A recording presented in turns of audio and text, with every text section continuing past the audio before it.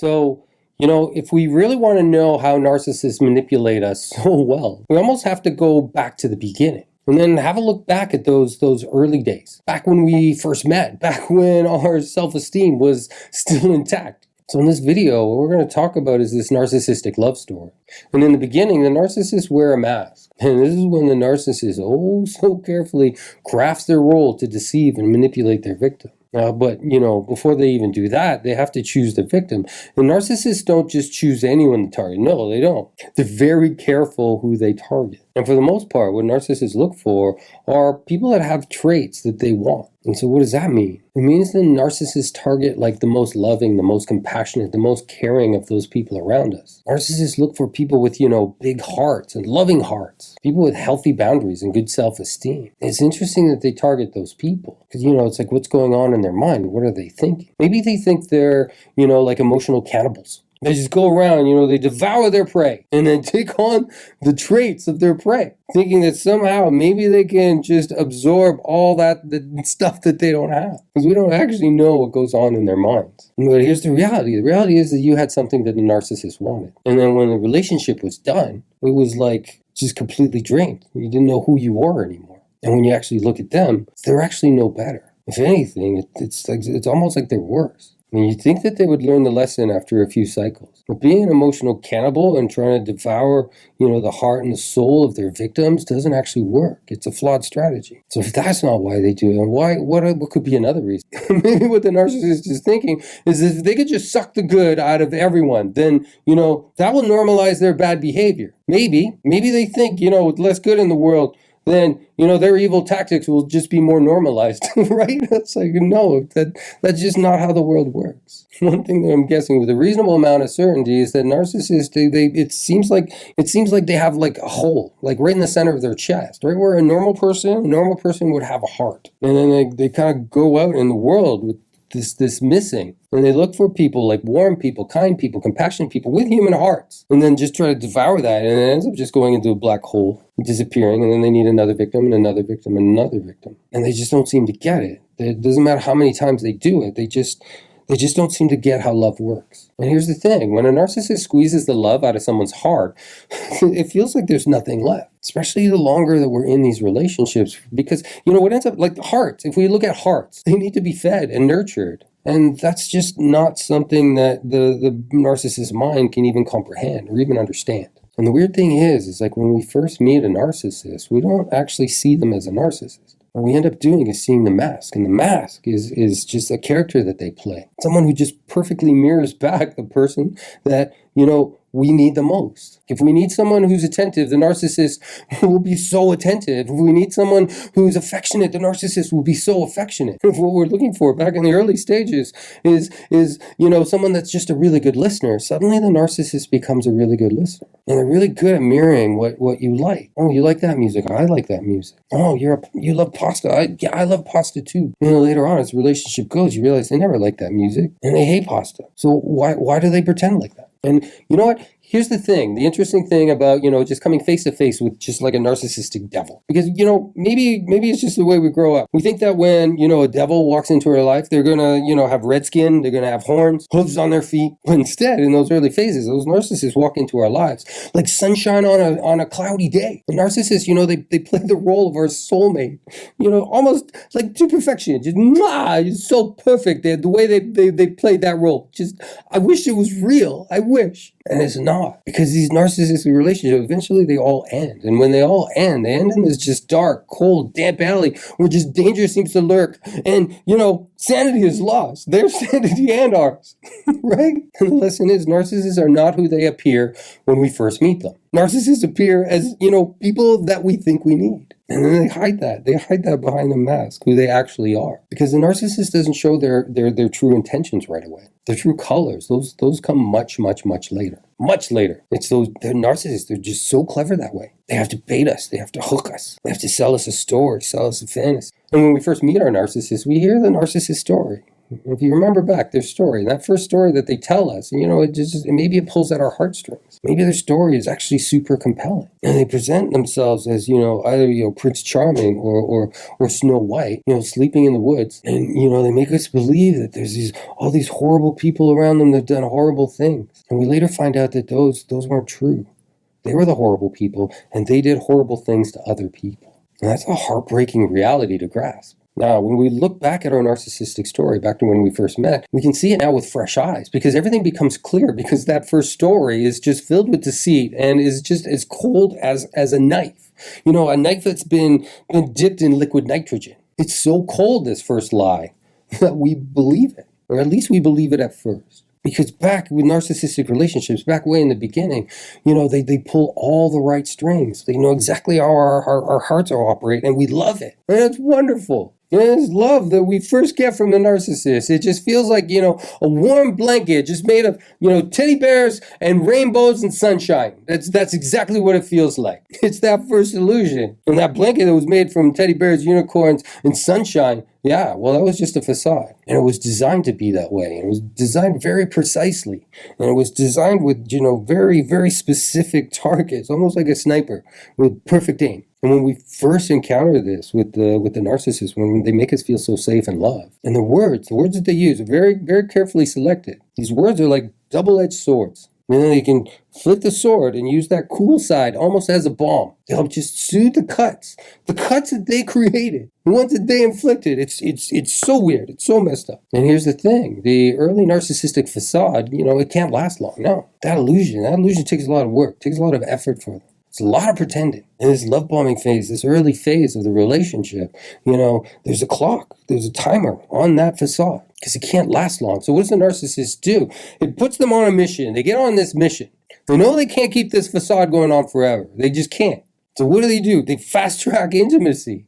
It's faster than a bullet, leaving the barrel of a gun. And that creates this illusion that's just so vivid. It's like, staring into a loving abyss of just pure joy and merriment. Where we get sold on this concept of, this is love at first sight. Well, I can't believe I met my soulmate.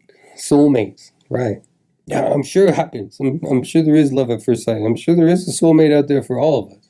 But when we're sold a soulmate identity, it's just like, that's not how soulmates work. If a soulmate is a soulmate, and they don't have to sell us on it. We just feel it, and it's just right.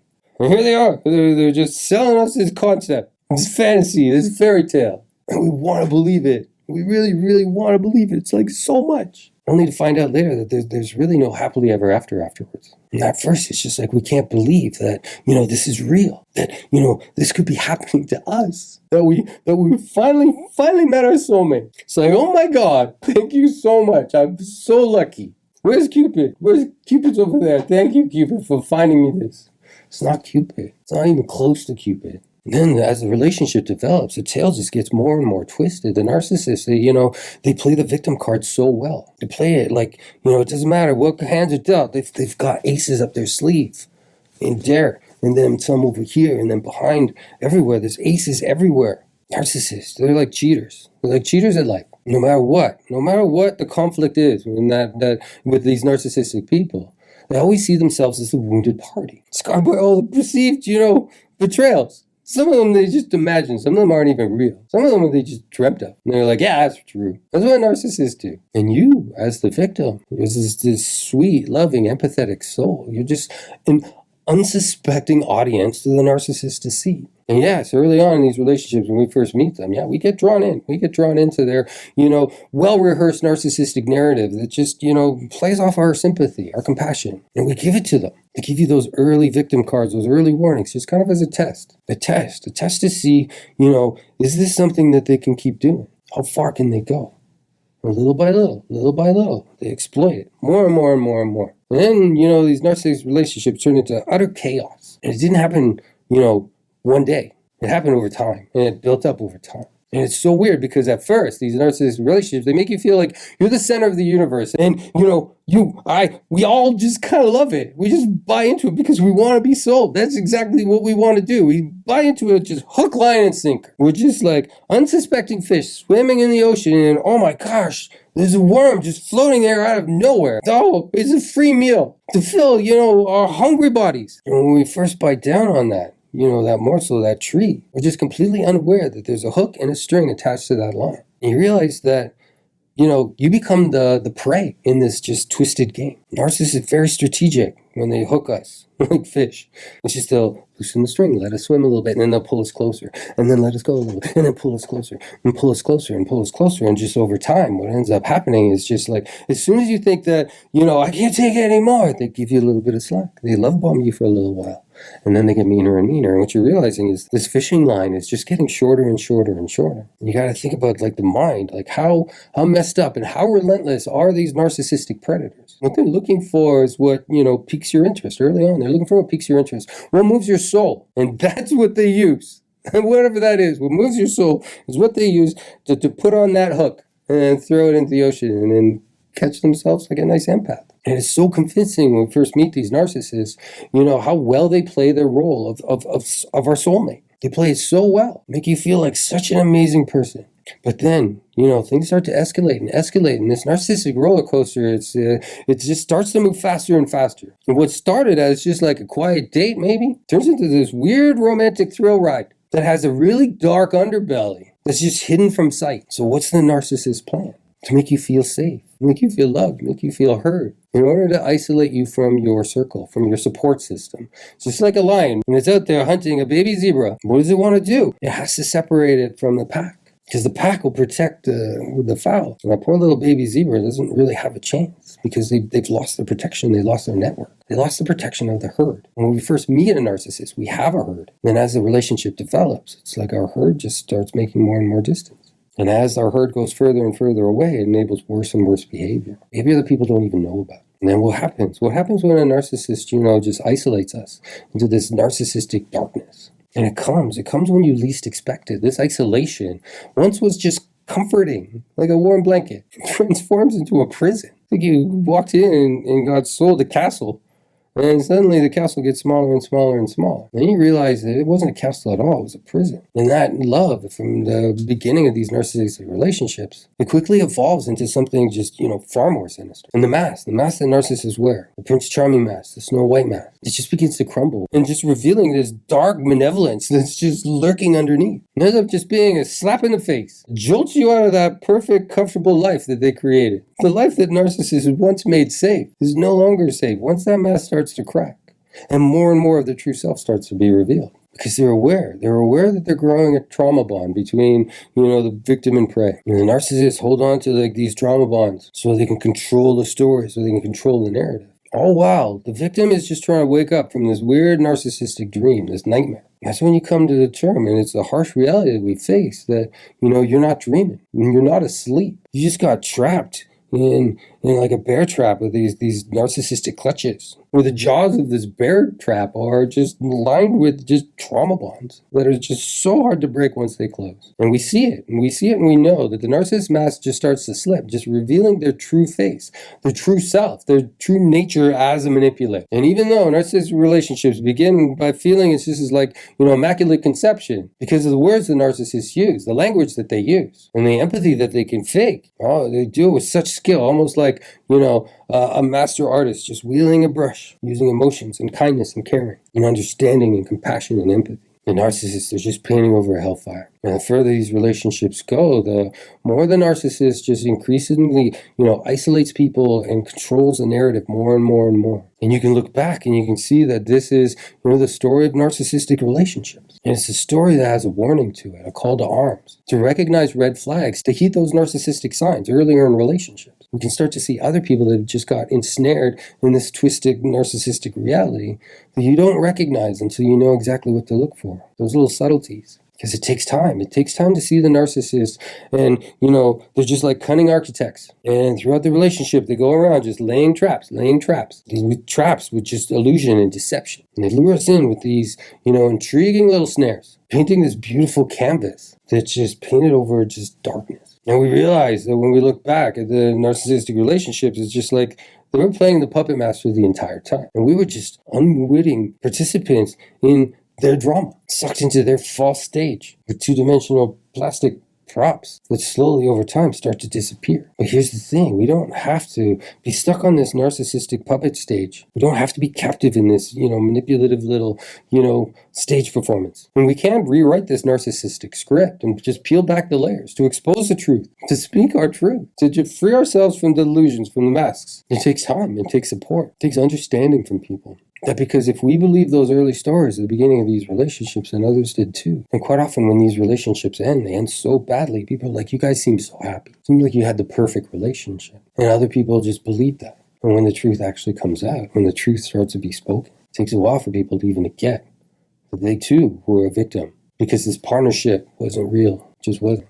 Before we go on, I just want to take a brief moment just to introduce myself. My name is Miles, and I'm a recovery coach. I was once a victim, and now I guide people through the healing process. All right, let's just keep going.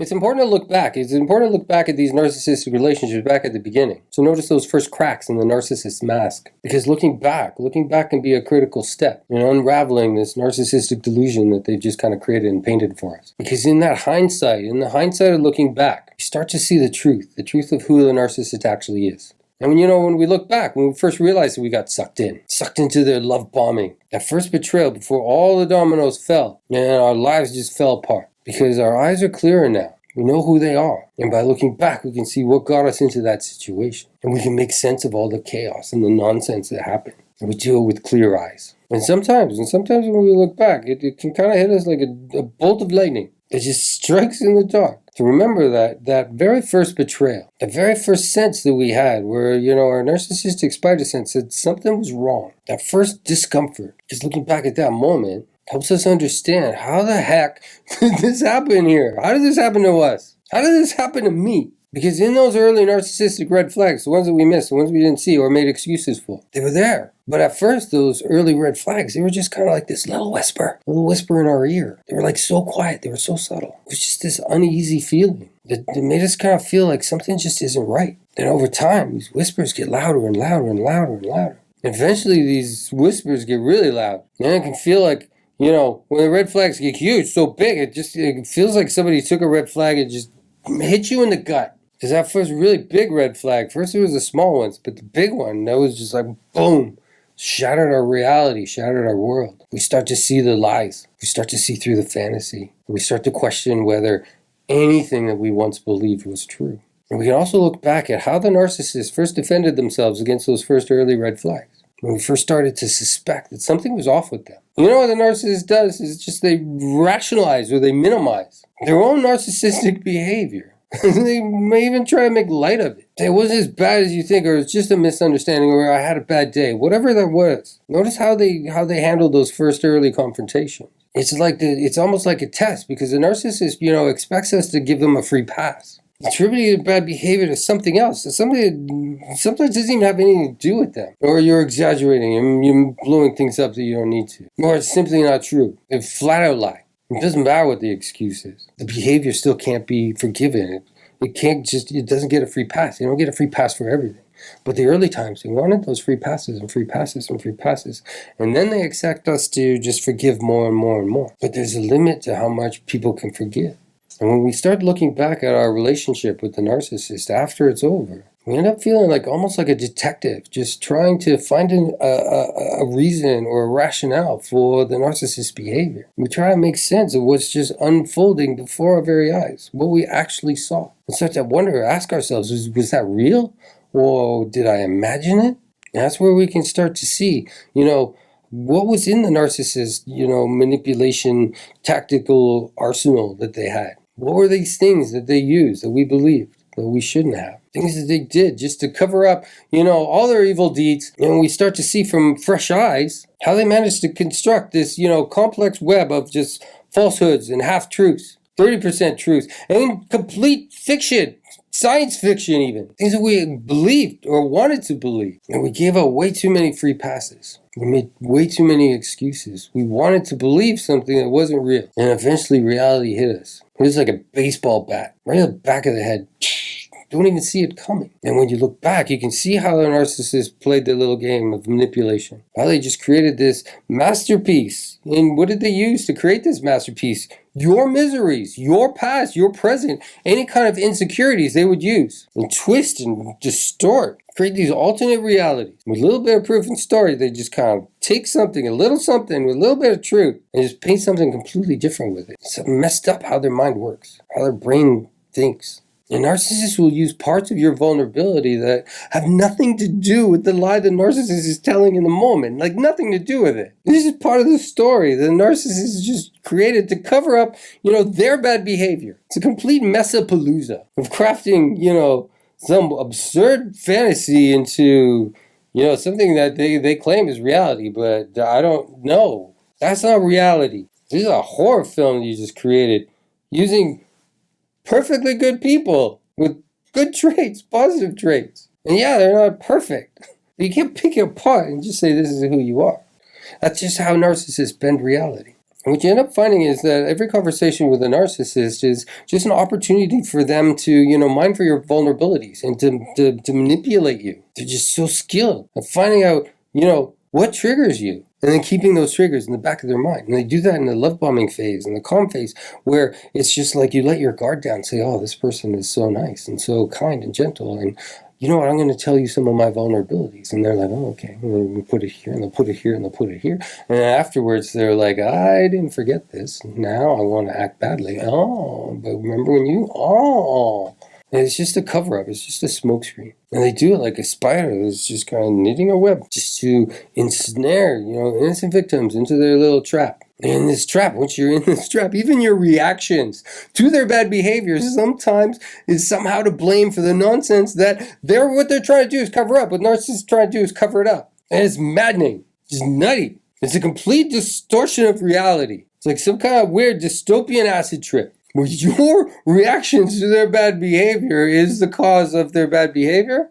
No. That's not an excuse. The reaction to bad behavior wasn't the problem. It was actually the bad behavior that caused the reaction. And all you want to talk about is a reaction? How does that make sense? And as narcissistic relationships kind of start to develop, what you end up realizing is, they introduce new people into this mix. You start to experience, just these various forms of torment and abuse through triangulation, by bringing in a third person or a fourth person.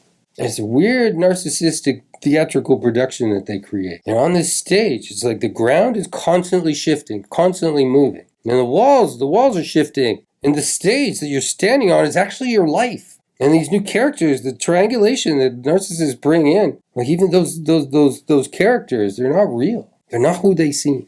It becomes this confusing and terrifying experience. And then what do narcissists do? They push harder and push harder. They don't give you, there's no intermission, there's no breaks. And sometimes they'll even rob you of your sleep, keeping you up all night long, forcing you to, function on a third of a brain cell after being kept up all night. You know who does that? You know where that's done? It's done at Guantanamo Bay. It's a torture technique to break the will of victims. And it's so bent that narcissists use that sometimes. And when you look at this weird production, all of a sudden it's just like it's you, it's the narcissist, and someone that they made up sometimes. And somehow they also agree that you're at fault here. It's insane, I know. It's just, sometimes these people aren't even real. It's just like, people think you're a bad person. Really? People? And the reason they do this is just to add more characters to this narrative of theirs that they're trying to create, as if it's the whole world against you and everyone's on the narcissist side. So you better fall in line. It's a bullying tactic, and these people, they're either real or they've been manipulated, or they're just made up people. Justine at the office says, there's no one named Justine at the office.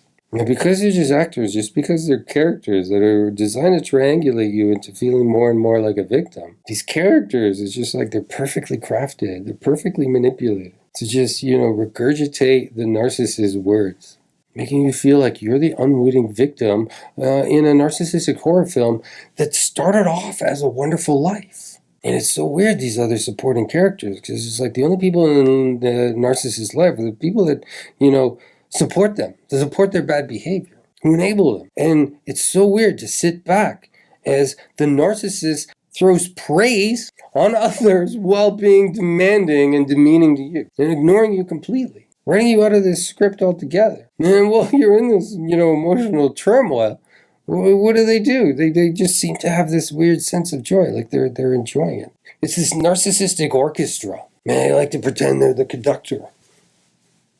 They're not the conductor. And what they're doing is they're just orchestrating all this emotional turbulence everywhere, pulling everyone's strings to just these wicked delight. When, they're just pretending. There's no strings. Just narcissists like to make us believe that there are strings and that they're in control of them. That the strings are real and they can control anybody with them. And they can't.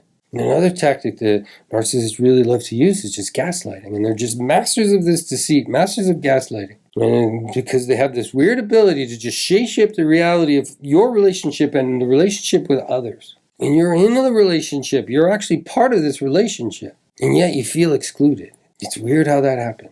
And using narcissistic gaslighting, it's just like, they manage to cast doubts onto everything.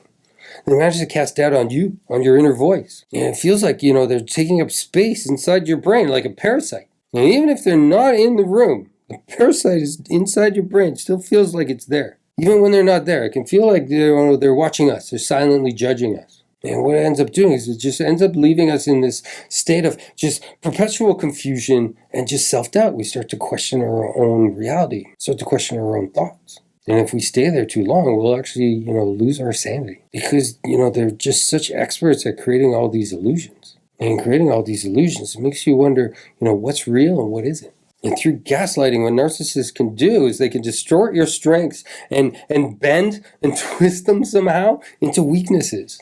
And they can take your compassion, all this compassion that you have, and make you feel like you're just naive, just full of naivete.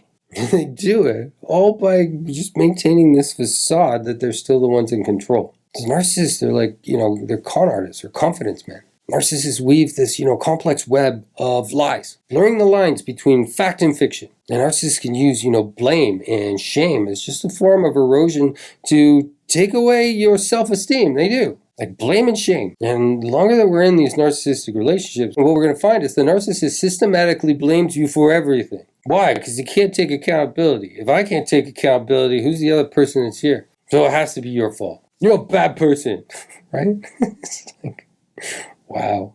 It's almost like narcissists have this, Mr. Clean magic eraser. And what they can do is just, erase your entire identity, your memory, and even your self-esteem. Just more scrubbing.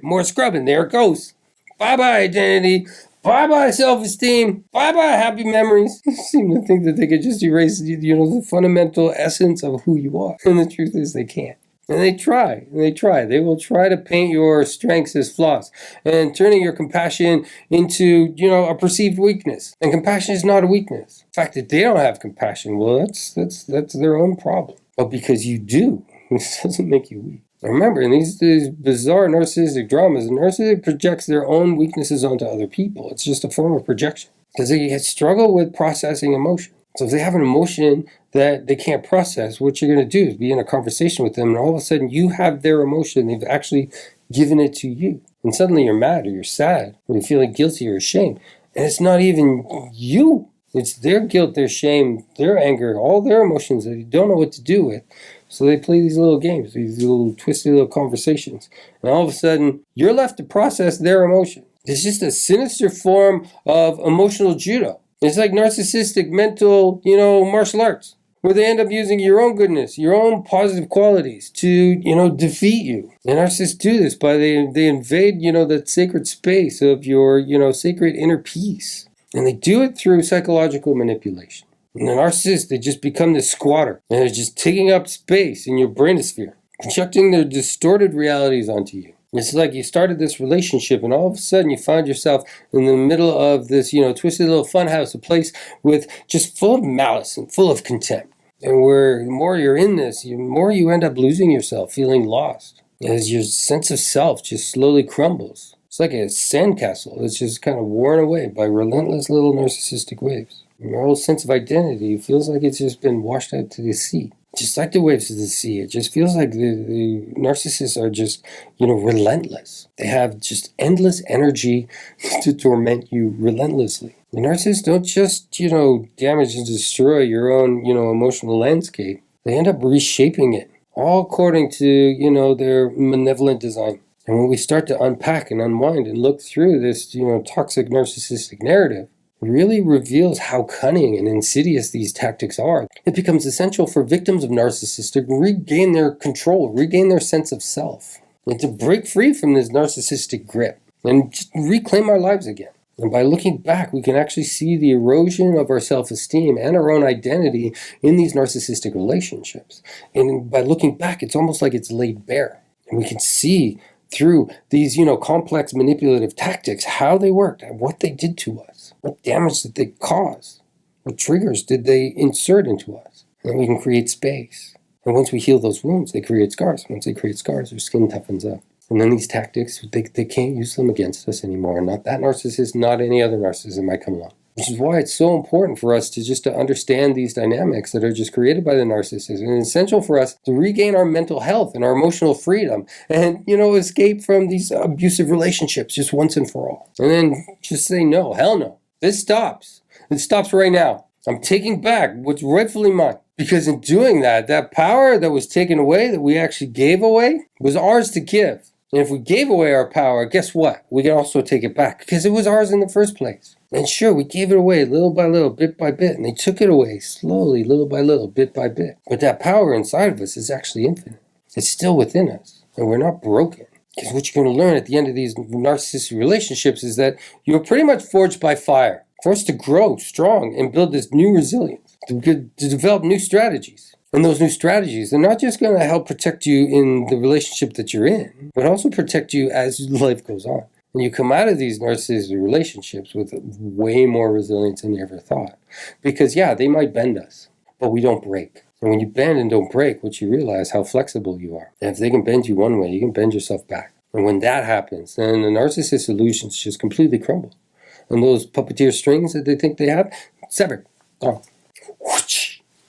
Because you're not a victim forever. No. Yes, you were a victim once. Your experience was real. The next chapter of this story is what makes you into a warrior. Not despite what you've been through and what you had to endure, but because of it. Because of that, look at who you can become.